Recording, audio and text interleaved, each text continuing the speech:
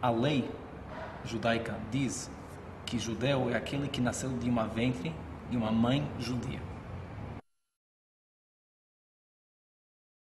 A única prova que a gente tem que a herança é matrilinear é porque todos os costumes que a gente tem, que é a parte cultural, é transferida de mãe para filho, de mãe para avó, e tem sido assim, pelo menos na minha família, há 300 anos, em outras famílias, que a minha família aceita casamento, porque a família é muito endogâmica, só aceita. Uma pergunta. Se uma dessas famílias, nesses 300 anos, adotou uma criança, como que é feito aqui, na minha comunidade aqui, tem várias famílias que, por N razões, adotaram crianças, foram criados como judeus. O halakha não considera eles judeus ou judias se eles não vão fazer um processo de conversão. A gente quer um retorno, a gente não quer conversão. Eu falo por mim e falo pelas pessoas que eu conheço. E retorno como era feito. Nós somos descendentes, oralmente e pelos documentos, nossos sobrenomes são portugueses. É uma prova histórica que nós somos de Portugal. Então, os judeus portugueses, a gente quer essa herança, a gente quer voltar para esse judaísmo. Ok. Né? Ou seja, o contato primário e o mais importante é com um órgão de Israel ou dos Estados Unidos, eu acho que Israel seria melhor, que eles vão formalizar esse processo. E é muito importante, Luciano, você dos dois lados, não deixar que o nome desse processo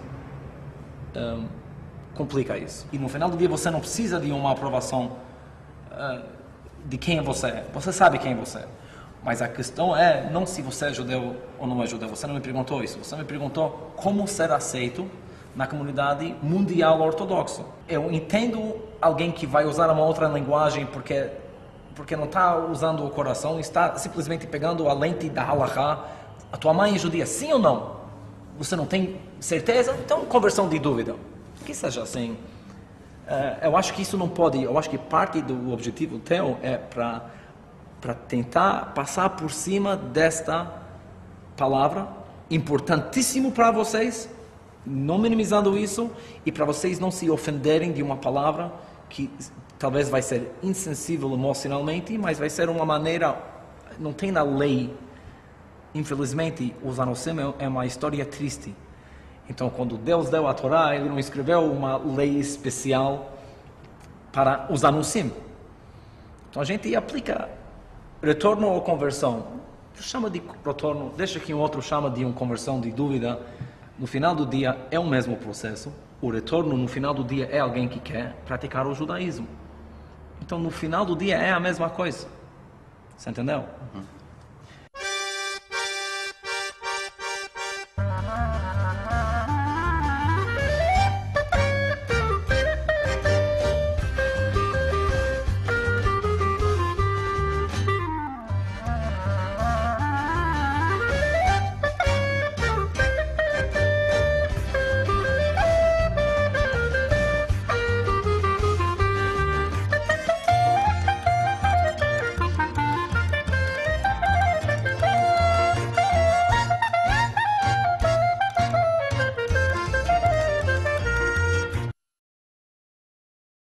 Eu sou uma pessoa religiosa do meu jeito, não... Entende?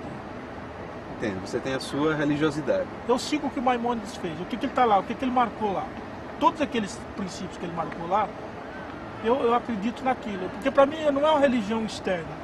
O judaísmo, eu não precisei... Quando você converte, é que você tinha uma crença anterior e você substitui por outra.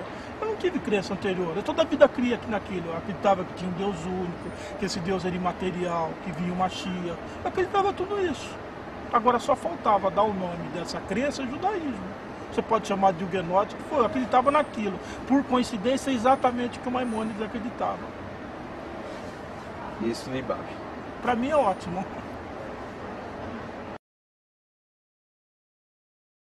Parte religiosa você vive bem, independente de reconhecimento ortodoxo ou não. É porque a coisa que começa do judaísmo não é catolicismo, não tem uma autoridade central.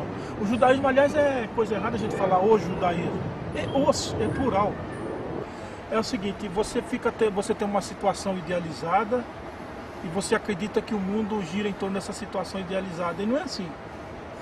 O judeu é igualzinho a todos os povos da terra. É uma religião. Se você levar a sério, ótimo. Se não, aí você vê placa aqui que na hebraica, estava dizendo assim, tome conta das suas coisas, das suas pertences, quer dizer que tem gente que furta.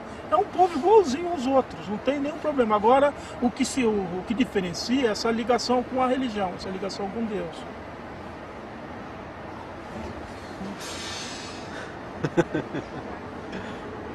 Tá ficando mais confuso, Luciano? É, um outro ponto de vista, né? Um outro ponto de vista. Mais um. Mais um.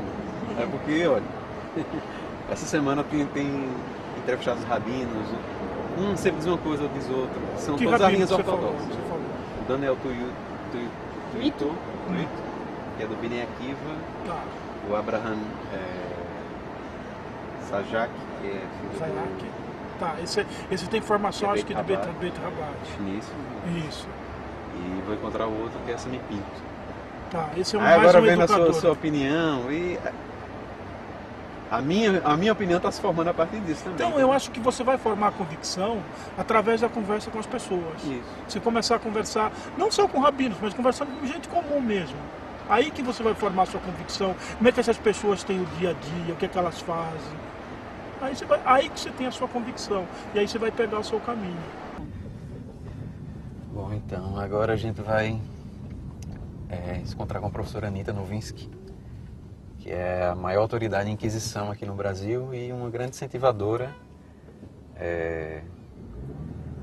desse retorno também, e a primeira pessoa no Brasil que começou a estudar a história dos cristãos novos. É uma pessoa importante e a gente vai conhecê-la agora, pela primeira vez.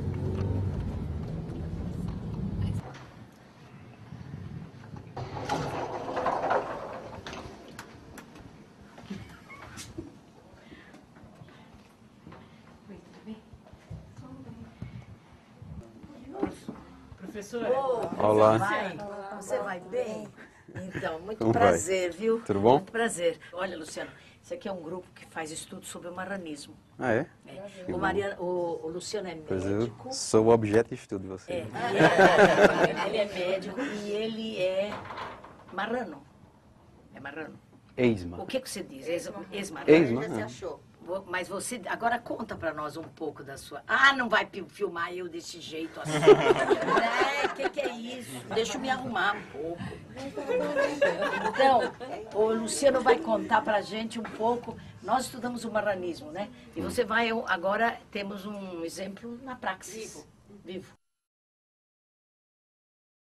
Uma coisa legal que acho que os estudiosos têm que pegar é o vocabulário.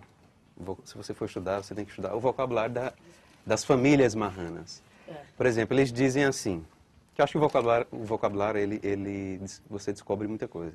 Por exemplo, ele diz assim, existe uma diferença entre religião e a prática religiosa que ele tem em casa. Então, a prática religiosa ele chama a lei, a minha lei. E quando ele fala de religião, ele não, religião é coisa para padre, é coisa para igreja. Então, ele diferencia. Lei é a sua lei, é a lei da família, é a lei do costume familiar. Olha. Vão muito pouco à igreja, muito pouco, vai uma vez por Mas ano. sua mãe é batizada. Minha mãe é batizada, eu fui batizado. Né? Você também foi batizada. Fui batizado, quem não foi? Qual o marrano que não foi? É, né? É. Que Então, interessante. mas, porque o que é ser marrano? Ser marrano é justamente ser isso, é ser judeu, é ser Batizado. judeu por dentro Eu por dentro. e católico por fora. Né? Né? É uma proforma. Você vai na igreja para mostrar àquela sociedade onde você vive que você é católico. Para cumprimento do mundo. Somente. É o que conversa. Mas em casa é diferente. Né? Para se inserir socialmente, né, Luciano? Então, a gente, assim, existe... Se você ver, a gente tem 500 anos de conversão forçada. Mais de 500, né? Pouco mais de 500. Então, o judaísmo, ele consciente, ele passou até o século XVIII. Até o século XVIII era bem consciente. Só na última visitação da Inquisição, lá na Paraíba, os grandes centros eram quem? Minas, Bahia, Rio de Janeiro, né? Pernambuco.